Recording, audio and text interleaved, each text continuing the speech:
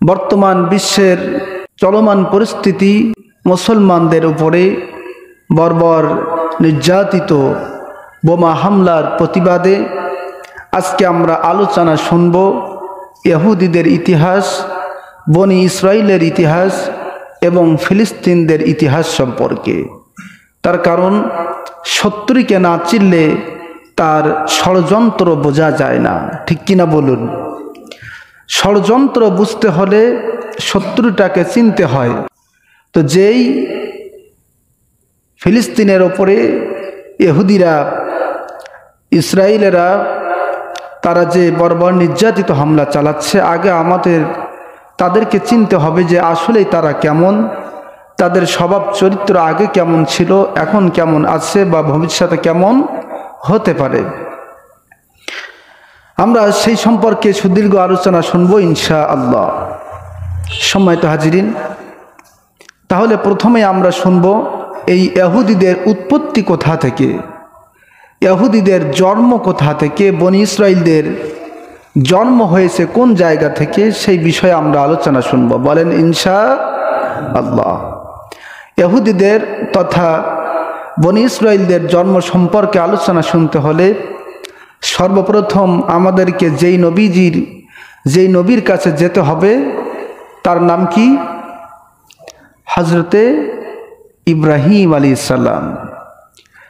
তার কারণ ইব্রাহিম আলাইহিস সালাম থেকে, তারপর থেকে বংশপরা থেকে ইহুদি বা বনি ইসরাইলদের উৎপত্তি হয়েছে। আমরা সকলেই জানি মুসলিম জাহানের জাতির পিতা হযরত ইব্রাহিম আলাইহিস সালামের দুইজন স্ত্রী ছিল। কয়জন? ভালো করে বুঝবেন।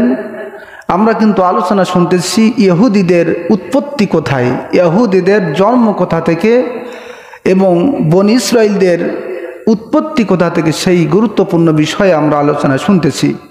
একেবারে শুরু, হযরত ইব্রাহিম আলাইহিস সালাম তার দুইজন স্ত্রী ছিল। কয়জন? দুইজন স্ত্রীর প্রথম নম্বর স্ত্রী হলো হযরতে বিবি সারা আলাইহিস সালাম, আর দ্বিতীয় জন স্ত্রীর নাম হচ্ছে হযরতে হাজার। বাংলাতে আমরা বলি হযরতে মা হাজরা আলাইহিস সালাম। সুবহানাল্লাহ বলুন। এই দুইজন স্ত্রীর মধ্যে কোনো স্ত্রীর সন্তান হচ্ছিল না। আমরা জানি বৃদ্ধ বয়সে আল্লাহ পাক হযরতে ইব্রাহিম আলাইহিস সালামকে একটি সন্তান দান করেছিলেন। জোরে বলুন, সেই সন্তানের নাম কি? কি নাম জানেন না আপনারা? সেই সন্তানের নাম কি? ইসমাঈল আলাইহিস সালাম। তিনি হযরত ইব্রাহিম আলাইহিস সালামের দ্বিতীয় স্ত্রী মা হাজরার গর্ভে জন্মগ্রহণ করেছিলেন। সুবহানাল্লাহ। এবং তার 13 বছর পরে হযরতে মা সারার গর্ভে আল্লাহ পাক আরেকটি সন্তান দান করেছিলেন, যেই সন্তানের নাম হচ্ছে হযরত ইসহাক আলাইহিস সালাম। সুবহানাল্লাহ বলুন। তো ইব্রাহিম আলাইহিস সালামের তাহলে কয়টি সন্তান হলো? দুইটি সন্তান হলো।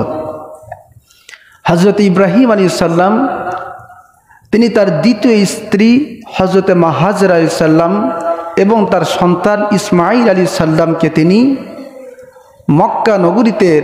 মক্কা নগরীর আশেপাশে কোনো একটি জায়গায় রেখেছিলেন। সুবহানাল্লাহ বলুন। এবং এই ইসমাঈল আলাইহিস সালামের বংশে আল্লাহ পাক একজন নবীকে প্রেরণ করেছিলেন, যেই নবীজির নাম হচ্ছে নবী মুহাম্মদুর রাসূলুল্লাহ সাল্লাল্লাহু আলাইহি সাল্লাম।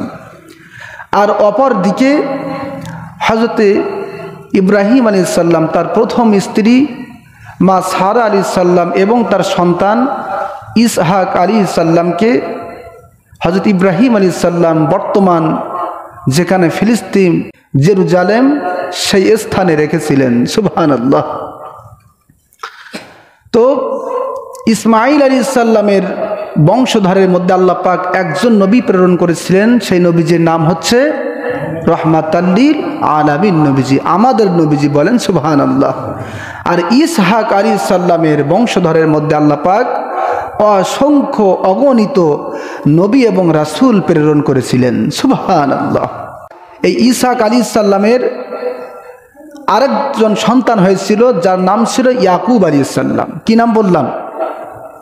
ইয়াকুব আলাইহিস সালাম। আবার ভালো করে বোঝেন, ইব্রাহিম আলাইহিস সালামের প্রথম স্ত্রী হযরত সারা গর্ভে আল্লাহ পাক ইসহাক আলাইহিস সালামকে দান করেছিলেন। সুবহানাল্লাহ। আর ইসহাক আলাইহিস সালামের বংশধরে ইসহাক আলাইহিস সালামের ঔরসে আল্লাহ পাক ইয়াকুব আলাইহিস সালামকে দান করেছিলেন। সুবহানাল্লাহ। এই ইয়াকুব আলাইহিস সালামের দুইটি নাম ছিল। কয়টি? দুইটি নাম। একটি হচ্ছে ইয়াকুব, আরেকটি হচ্ছে ইসরাইল। কি নাম বললাম? ইসরাইল। এই ইয়াকুব আলাইহিস সালামের আরেকটি নাম ইসরাইল। এই নামে আল্লাহ পাক পবিত্র কোরআন কারীমের মধ্যে একটি সূরা নাজিল করেছেন, যেই সূরাটির নাম হচ্ছে বানী ইসরাইল। সুবহানাল্লাহ। আর পরবর্তীতে বর্তমান সময়ের ইহুদিরা তারা তাদের রাষ্ট্রকে একটি নাম দিয়েছে, সেই নামটি কি? ইসরাইল। সেই নামটি কি? ইসরাইল। অর্থাৎ ইয়াকুব আলাইহিস সালামের ওই যে আরেকটি নাম ইসরাইল, ওই ইসরাইল নাম থেকে বর্তমান ইহুদিরা তারা তাদের রাষ্ট্র গঠন করে নাম দিয়েছে ইসরাইল। কি নাম দিয়েছে? ইসরাইল। এই ইয়াকুব আলাইহিস সালামকে আল্লাহ পাক 12টি সন্তান দান করেছিল। কয়টি?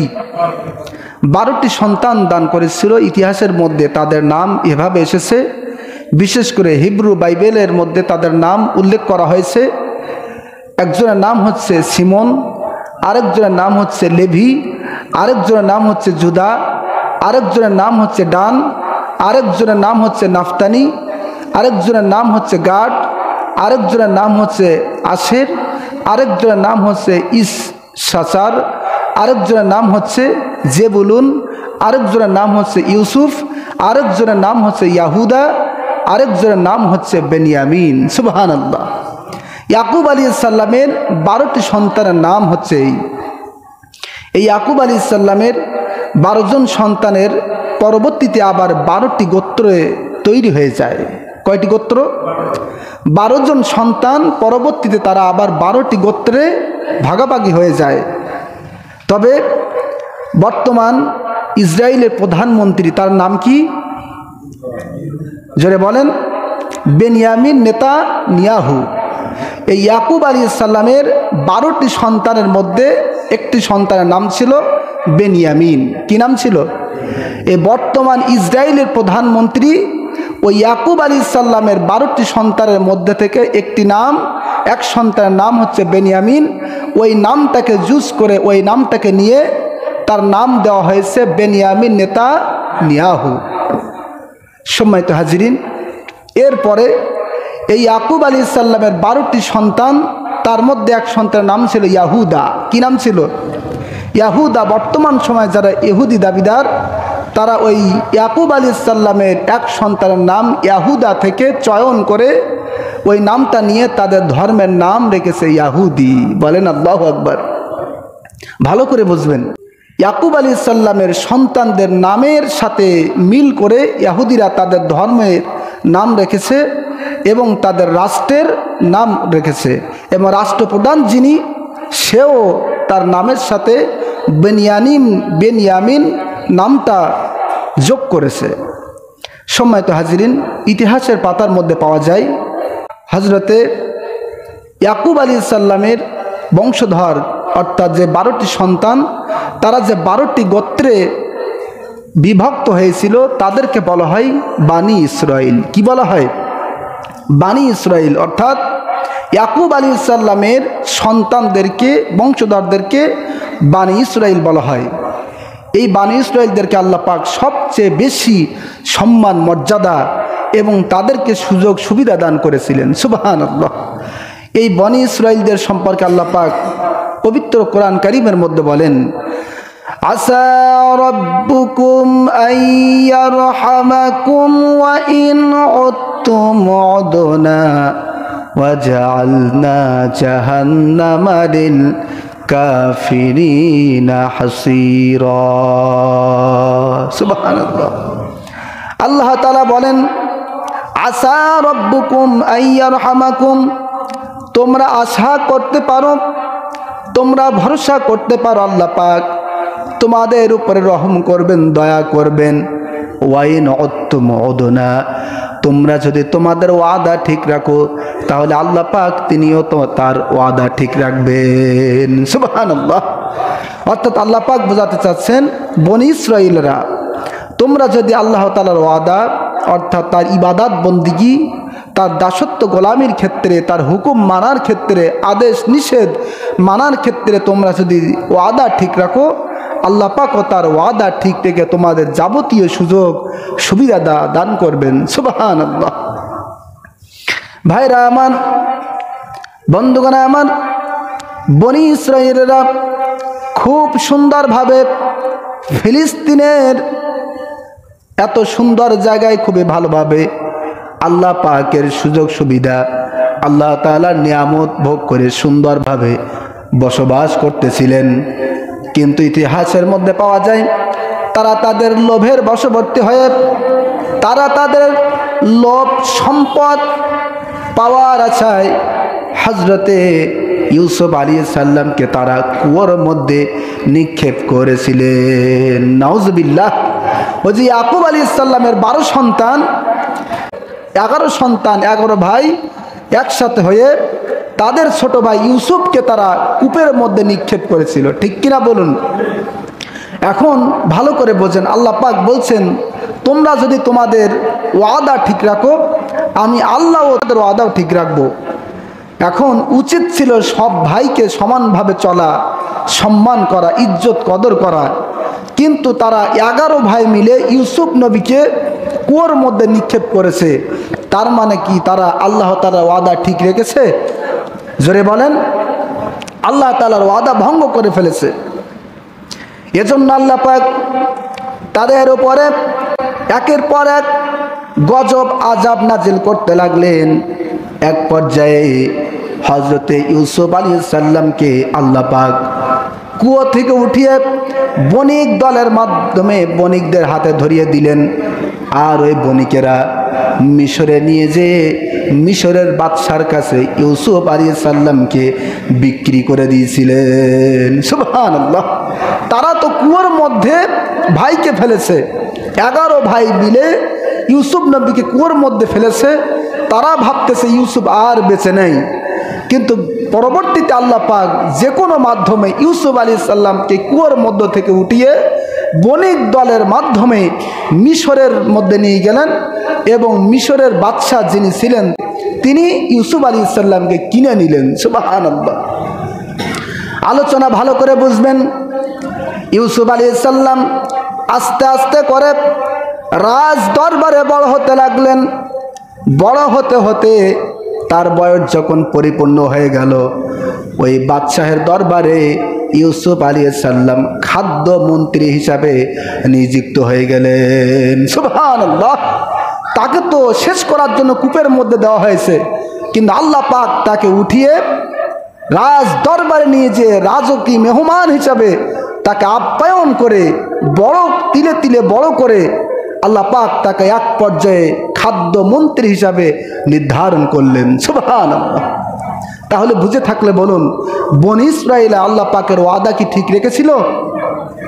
ওই যে ইউসুফ আলাইহিস সালামকে কূপের মধ্যে নিক্ষেপ করেছে, তাদের ওয়াদা ভঙ্গ হয়ে গেছে।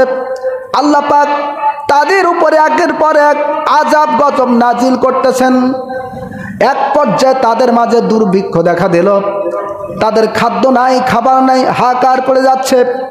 মানুষগুলো মরে যাচ্ছে না খেয়ে, পানি নাই, কিছু নাই, খাদ্য নাই, সব কিছু শূন্য হয়ে গেছে। তারা জানতে পারলো, বুঝতে পারলো ওই মিশরের জমিনে এমন একজন মন্ত্রী খাদ্য দপ্তরে এসেছে, যে মন্ত্রী সাধারণ মানুষের মাঝে খাদ্য বিতরণ করছে। সুবহানাল্লাহ। এরা তো খুব দুরবস্থার ভিতরে, তো কিভাবে কি করা যায়? সকল ভাই মিলে এবার চলে গেল ইউসুফ আলাইহিস সালামের কাছে, যে বলছে মন্ত্রী মহোদয়, আমরা খুব কষ্টের ভিতরে রয়েছি, আমাদের খাদ্য নাই, পানি নাই, দুর্ভিক্ষের মধ্যে পড়েছি। ইউসুফ আলাইহিস সালাম সঙ্গে সঙ্গে ওই 11 জন ভাইয়ের দিকে লক্ষ্য করে তাদেরকে চিনতে পারলেন। সুবহানাল্লাহ। ভাইরা আমার, ইউসুফ আলাইহিস সালাম যখন চিনতে পারলেন, ইউসুফ আলাইহিস সালাম তাদেরকে প্রতিশোধ নিলেন না, তার কারণ তিনি হচ্ছেন নবী, ঠিক কিনা? ইউসুফ নবীর জায়গায় যদি আপনি আমি থাকতাম তাহলে আগে দেখতাম তাদেরকে কিভাবে ঘেরাও করা যায়, বন্দি করা যায়, আগে তাকে নির্যাতন দেব, তারপরে পরবর্তী কথা, ঠিক না? এটা হচ্ছে আমাদের স্বভাব, রাগের পরিবর্তে রাগ, ক্রোধের পরিবর্তে ক্রোধ। কিন্তু নবীদের স্বভাব তেমন ছিল না, নবীদের স্বভাব ছিল রাগের পরিবর্তে ভালোবাসা। বলেন সুবহানাল্লাহ। ইউসুফ আলাইহিস সালামের 11 জন ভাই যখন চলে আসলো, এসে যখন তাদের দুর্ভিক্ষের কথা বলল, ইউসুফ নবীর কলিজার মধ্যে, অন্তরের মধ্যে তাদের প্রতি দয়া, প্রেম, ভালোবাসা জাগ্রত হলো। ইউসুফ আলাইহিস সালাম তাদেরকে রাজ দরবারে থাকতে দিলেন, এমনকি তার পিতা ইয়াকুব আলাইহিস সালাম এবং তার মাকেও রাজ দরবারে মেহমান বানালেন। সুবহানাল্লাহ। বললেন, আমার ভাইরা, ওই ফিলিস্তিনের জমিনে তোমাদের আজ যাওয়ার দরকার নাই, ওখানে তো অভাব অনটন, তোমরা আমার এখানে আর থাকো, যেহেতু আমি মিশরের রাজ দরবারে বড় একটি পদে আছি, তোমরা আমার এখানে থাকো, তাহলে তোমরা রাজকীয় মেহমান হিসেবে থাকতে পারবে। সুবহানাল্লাহ। বাবাজিরা আমার, ইউসুফ আলাইহিস সালাম তিনি তার ভাইদের উদ্দেশ্য করে বললেন, ক্বালা লা তাসরিবা আলাইকুমুল ইয়াওমা ইয়াগফিরুল্লাহু লাকুম ওয়া হুয়া আরহামুর রাহিমিন। তিনি বললেন, তোমরা যে আমাকে কুয়োর মধ্যে নিক্ষেপ করেছিলে, এরপরে তোমরা যে আমাকে চিনতে পেরেছো, আমার কাছে এসেছো, আমি কোনো রাগ করি নাই, তোমাদেরকে ক্ষমা করে দিয়েছি। সুবহানাল্লাহ। ইয়াগফিরুল্লাহু লাকুম, তোমাদেরকে আমি মাফ করে দিয়েছি, কাজেই তোমরা রাজ দরবারে অবস্থান করো। সুবহানাল্লাহ। বাবাজিরা আমার, ইউসুফ আলাইহিস সালামের আর 11 জন ভাই, তারা রাজ দরবারে সুন্দরভাবে স্বাচ্ছন্দ্যে তারা বসবাস করতে লাগলো। কিন্তু সমাজের মধ্যে একটি কথা আছে, সুখে খেলে কি হয়? সুখে খেলে ভূতি কিলায়। সমাজের একটি বাস্তব কথা, বনি ইসরাইল জাতি, ইহুদি জাতি এমন এক টেরা জাতি, তারা বারবার আল্লাহ তাআলার হুকুম অমান্য করেছে, আবার যখন আল্লাহ পাক তাদের তওবা কবুল করেছে, পরবর্তীতে আবার তারা আল্লাহ তাআলার হুকুম অমান্য করে ফেলেছে। নাউজুবিল্লাহ। তারা রাজ দরবারে স্বাচ্ছন্দ্যে থাকতেছে, কিন্তু ওই যে সুখে খেলে ভূতি কিলায়, এক পর্যায়ে তারা আবার আল্লাহ তাআলা হুকুম অমান্য করতে শুরু করলো। এবং শেষ পর্যায়ে যখন ইউসুফ আলাইহিস সালাম চলে গেলেন, তখন তাদের নাফরমান এত বেশি হয়ে গেল, আল্লাহ পাক তাদেরকে শাস্তি দেওয়ার জন্য, তাদেরকে শায়েস্তা করার জন্য আল্লাহ পাক তাদের ওপরে একজন জালেম বাদশা চাপিয়ে দিলেন। জোরে কর নাউজুবিল্লাহ। সেই বাদশাটির নাম হচ্ছে ফেরাউন। কি নাম? জোরে বলেন। ফেরাউন নামক জালিম বাদশা আল্লাহ পাক চাপিয়ে দিলেন। এর জন্য নবীজি হাদিসের মধ্যে বলেছেন, যখন মানুষ তারা নিজেরা নিজেদের অন্যায় পাপাচার প্রবলভাবে বেড়ে যায়, মানুষ যখন অন্যায় কাজ করতে থাকে, আল্লাহ পাক তাদেরকে শায়েস্তা করার জন্য আযাব হিসেবে, গজব হিসেবে তো স্বৈরচারী শাসক তাদের উপরে চাপিয়ে দেন। জোরে কর নাউজুবিল্লাহ। তো ওই ফেরাউনের জামানায় বনি ইসরাইল যখন আল্লাহ তাআলার হুকুম অমান্য করলো, তাদেরকে শায়েস্তা করার জন্য আল্লাহ পাক ফেরাউনকে বাদশা হিসেবে দান করলেন। জোরে কর নাউজুবিল্লাহ। এই ফেরাউন তাদেরকে, বনি ইসরাইলদেরকে গোলামের মতো মনে রাখতো, গোলামের মতো করে রাখতো। সন্তান, পুত্র সন্তান যেগুলো হতো সব হত্যা করে ফেলতো, আর নারী সন্তান যেগুলো হতো সেগুলো ফেরাউনের দাস দাস হিসাবে নিযুক্ত করত। ঠিক কি না? আমরা জানি না, এভাবে করে যখন নির্যাতনের একেবারে শেষ পর্যায়ে বনি ইসরাইলের এই 12টি গোত্র এবং বনি ইসরাইল এই সমস্ত মানুষগুলো আল্লাহ তাআলার কাছে আবার তওবা করে বলল, মালিক প্রভু, আমরা আজ সহ্য করতে পারতেছি না, আপনি আমাদেরকে দয়া করে মায়া করে ফেরাউনের হাত থেকে আমাদেরকে বাঁচান। সুবহানাল্লাহ। তারা তাদের নিজেদের ভুল বুঝতে পেরে আল্লাহ তাআলার কাছে তওবা করলো, ক্ষমা চাইলো। আল্লাহ পাক তাদের তওবা কবুল করলেন এবং ফেরাউনের হাত থেকে বনি ইসরাইলদেরকে বাঁচানোর জন্য আল্লাহ পাক একজন নবীকে পাঠালেন, যেই নবীর নাম হচ্ছে হযরতে মুসা পয়গম্বর। সুবহানাল্লাহ।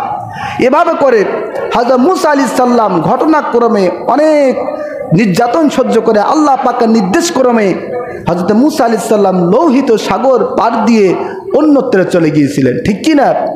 ঘটনা বলার উদ্দেশ্য নয়, আজকের যে ইহুদি, আজকে যে বনি ইসরাইলের বংশধর ইহুদিরা, তারা যে কিভাবে এবং তারা কেমন মানে টেরা, তারা যে কেমন চরিত্রে, সেটা বোঝানোর জন্য সংক্ষিপ্ত আকারে বলছি। তা না হলে এই যে ইতিহাস, এগুলো বলতে হলে এক একটি ঘটনা কয়েক জুমা বের পড়ে যাবে, ঠিক কিনা বলুন? সম্মানিত হাজরিন, হযরত মুসা আলাইহিস সালাম তার কওম বনি ইসরাইলদেরকে বাঁচানোর জন্য চলে গেলেন লোহিত সাগরের পাশে। যে মুসা আলাইহিস সালাম একটি বাড়ি দিলেন সাগরের ওপরে, সঙ্গে সঙ্গে 12টি রাস্তা তৈরি হয়েছিল। কয়টি? 12টি রাস্তা। ওই যে আগে বলেছিলাম ইয়াকুব আলাইহিস সালামের সন্তান ছিল কয়জন? 12 জন। এই 12 জন সন্তান পরবর্তীতে আবার 12টি গোত্রে বিভক্ত হয়েছিল। মুসা আলাইহিস সালামের এক লাঠির বাড়িতে লোহিত সাগর 12টি রাস্তায় তৈরি হয়ে গিয়েছিল, এবং ওই 12টি রাস্তায় 12 গোত্রের সব মানুষগুলো এপার থেকে ওপারে চলে গিয়েছিল। সুবহানাল্লাহ। তারা যখন ওপারে চলে গিয়েছিল, পিছন দিক থেকে আল্লাহ পাক ফেরাউন এবং তার সমস্ত দলবলকে আল্লাহ পাক ধ্বংস করেছিলেন। সুবহানাল্লাহ। ওপারে যখন মুসা আলাইহিস সালাম যখন চলে গেলেন, সিনাই উপত্যকায় যখন ফেরাউন হাত থেকে মুক্ত হয়ে মুসা আলাইহিস সালাম বনি ইসরাইলদেরকে সঙ্গে নিয়ে যখন ওপারে চলে গেলেন সিনাই উপত্যকায়, তখন ওই বনি ইসরাইলরা বলছে, মুসা, এই তো মাত্র হিজরত করে ফেরাউনের কবল থেকে আমরা তোমার সাথে নদী পার হয়ে এপারে চলে এসেছি, এখন খাবো কি? তার কারণ খেতে হলে আমাদের তো প্রস্তুত করা লাগবে। তো প্রস্তুত কিভাবে করব? সিনাই উপত্যকায় কিছুই তো নাই, কি করব, কি খাবো? আমরা তো না খেয়েই মারা যাব। আল্লাহু আকবার। কাজে মুসা, তুমি আমাদের জন্য একটি ব্যবস্থা করো, তোমার প্রভুকে, রবকে বলো আমাদের জন্য খাবার পাঠাতে। সুবহানাল্লাহ। হযরত মুসা আলাইহিস সালাম আল্লাহ তাআলার কাছে দোয়া করেছিলেন। আল্লাহ পাক মুসা নবীর দোয়ার বরকতে তাদেরকে মান্না ওয়া সালওয়া পাঠিয়েছিলেন। সুবহানাল্লাহ। কি পাঠিয়েছিলেন? মান্না ওয়া সালওয়া। কোরআন কারীমের মধ্যে এই বিষয়ে বিস্তারিত আলোচনা এসেছে। কিভাবে আসতো? যখন রাত হয়ে যেত, ওই রাতের আধারে আল্লাহ পাক ফেরেশতাদের মাধ্যমে জান্নাতি খাবার এক একজন মানুষের জন্য তাদের দরজায়, তাদের তাঁবুর নিকটে রেখে যেত।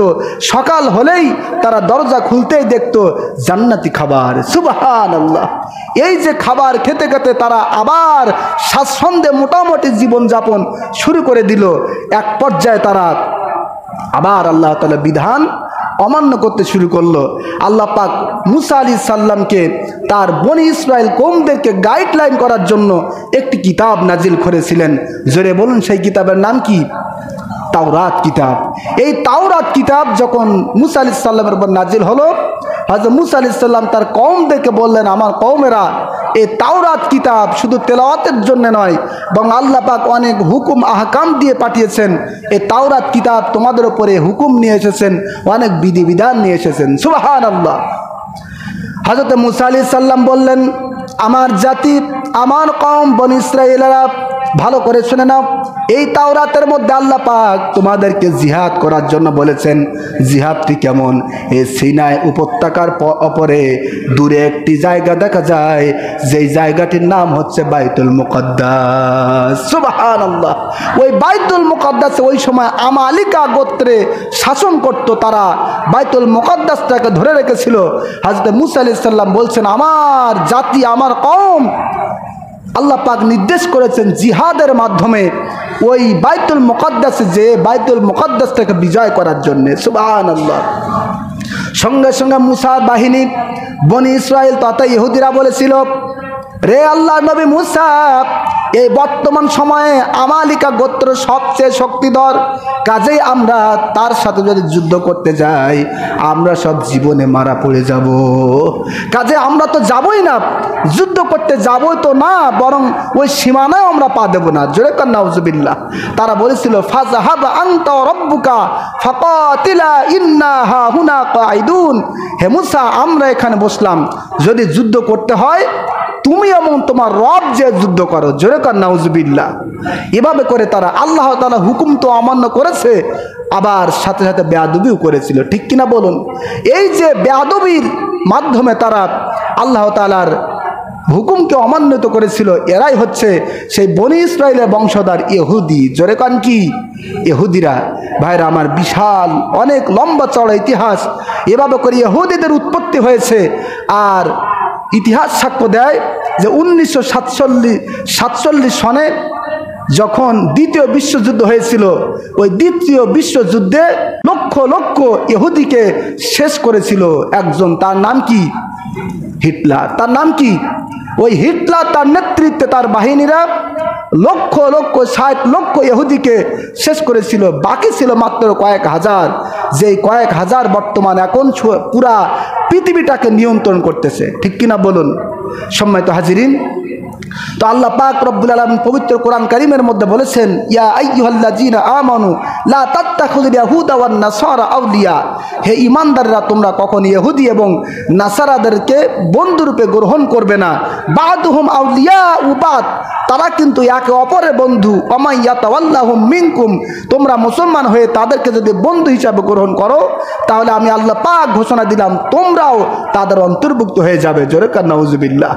সম্মানিত হাজিরিন, কাজেই কোনো মুসলমান কখনো ইহুদিদের সমর্থক হতে পারে না। ঠিক কিনা বলুন? আজকে বাংলার জমিনে আমরা দেখতে পাচ্ছি এখান থেকে বিভিন্ন ভিডিওর মাধ্যমে যে কিভাবে ফিলিস্তিনি মুসলমানদেরকে নির্যাতন করছে, ছোট ছোট বাচ্চাদেরকে কিভাবে শেষ করে দিচ্ছে, এবং মায়ের কোল থেকে সন্তান ঝরে যাচ্ছে, মা চলে যাচ্ছে, ছোট্ট ছোট্ট সন্তানরা আজকে হাহাকার রাহাজারির মধ্যে পড়েছে। এই কয়েকদিন আগে একটা ভিডিও দেখতেছিলাম, ছোট্ট একটি সন্তান, তার মাথা নাই, পাও নাই, শুধু দুই কার হাত উঁচু করে মানুষ আরেকজনকে দেখাচ্ছে। এভাবে করে তাদের উপরে বারবার নির্যাতন চালাচ্ছে। আমরা এই নির্যাতনের প্রতিবাদ জানাই। ঠিক কিনা বলুন? সম্মানিত হাজিরিন, রাসূল কারীম সাল্লাল্লাহু আলাইহি সাল্লাম বলেছেন, আল মুমিনুনা কারাজুলি ওয়াহিদ ইনিস্তাকা আইনুহু, সকল ঈমানদার একজন মানুষের ন্যায়। সুবহানাল্লাহ। সকল ঈমানদার একজন মানুষের ন্যায়। একজন মুসলমানের যদি চোখে আঘাত লাগে, তার যেমন সমস্ত শরীর ব্যথা হয়ে যায়, একজন মুসলমানের যদি মাথায় আঘাত লাগে, তার যেমন সমস্ত শরীর ব্যথা অনুভব করে, ঠিক অনুরূপভাবে পৃথিবীর যে প্রান্তে হোক না কেন, কোনো মুসলমানের গায়ে যদি আঘাত লাগে, সমস্ত মুসলমানের ব্যথিত হওয়া, সমস্ত মুসলমানের আঘাত লাগা, এটাই স্বাভাবিক। ঠিক কিনা? কাজে একজন মুসলমানের দুঃখে অপর মুসলমান দুঃখিত হবে। কাজেই আমরা তাদের পাশে দাঁড়াতে চাই। ঠিক না বলেন? সম্মানিত হাজিরিন, আমরা চাইলেই পারবো না তাদেরকে আমরা সহযোগিতা করতে, বরং তাদের সহযোগিতা করতে হলে মাধ্যম লাগবে। ঠিক কিনা? আপনারা জানেন গত যে তুরস্কে বিশাল ভূমিকম্প হয়েছিল, এই ভূমিকম্প তাদেরকে সাহায্য সহযোগিতা করার জন্য আমাদের সারসিনা দরবার শরীফ থেকে পীর সাহেব হুজুর কেবলা তিনি একটা বার্তা পাঠিয়েছিলেন সাহায্য সহযোগিতা করার জন্য। আপনারা অনেকেই দিয়েছিলেন। এবারও বর্তমান ফিলিস্তিন মুসলমানদের সাহায্য সহযোগিতা করার জন্য আমাদের সকলের জন্য একটি চিঠি পাঠিয়েছেন যে আমরা যদি চাই তাহলে আমাদের ভাইদেরকে, মুসলমান ভাইদেরকে সাহায্য সহযোগিতা করার জন্য এখান থেকে দানের বা আপনাদের সাহায্য সেখানে সুন্দরভাবে পৌঁছানোর কথা তিনি উল্লেখ করেছেন। কাজে আমরা কি তাদেরকে সাহায্য করতে চাই? আজকে দেখেন ওই ফিলিস্তিনে হাসপাতালে এমনভাবে বোমা হামলা পাঠানো হয়েছে, প্রায় 5 শতাধিক মানুষ, নিরীহ নিরস্ত্র মানুষ সেখানে নিহত হয়েছে, শহীদ হয়েছে। তাদের কাছে কোনো অস্ত্র নাই, কিচ্ছু নাই। এমনভাবে তাদের ঔষধ কেনার টাকা নাই, এরপর ঔষধও নাই, পানি নাই, সব কিছু আজকে এমনভাবে ঘাটতি পড়ছে। কাজে সমস্ত বিশ্ব থেকে মুসলমান দেশ যদি তাদেরকে সাহায্য সহযোগিতা না করে, তাহলে তাদের উপায় কি হবে? একটু চিন্তা করেন, ওই অবস্থা যদি আমাদের হতো তাহলে আমাদের কি হতো? কাজেই আমরা চেষ্টা করব সারসিনা দরবার শরীফের মাধ্যমে তাদেরকে সাহায্য সহযোগিতা পাঠানোর জন্য। আপনারা যদি চান, আপনারা আমার মাধ্যমে অথবা আমাদের পার্শ্ববর্তী আপনার মুকুন্দপুর দারুস সুন্নাহ সালিয়া দিনিয়া মাদ্রাসা অথবা উপজেলা মসজিদের হুজুর, সম্মানিত হুজুর আকরাম হুজুরের মাধ্যমে আপনারা আপনাদের সাহায্য দান আপনারা পাঠাতে পারেন। সম্মানিত হাজিরিন, বর্তমান সময়কে উপলক্ষ করে আমরা বর্তমান ফিলিস্তিনের উপর নির্যাতনের প্রতিবাদ এবং ইহুদিদের সামান্য তাদের উৎপত্তি সম্পর্কে আমরা আলোচনা শুনেছি। আল্লাহ পাক যেন আমাদের সকলকে বোঝার তৌফিক দান করেন। সকলে বলি আল্লাহুম্মা আমিন।